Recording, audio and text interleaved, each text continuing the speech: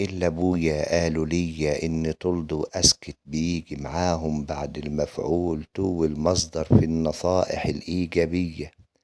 أما النصائح السلبية لازم تو المصدر تسبق بنط عشان تفكرك إنك تبعد عن الأشياء المؤذية.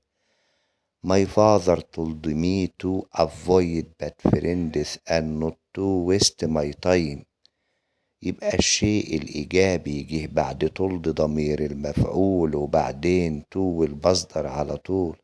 to avoid bad friends إنك تتجنب الأصدقاء الوحشين.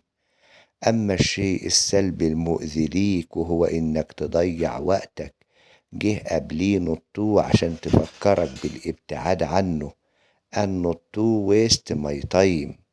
يبقى my father told me to avoid bad friends and not to waste my time. أخبرني أبي أن أتجنب أصدقاء السوء وألا أضيع وقتي.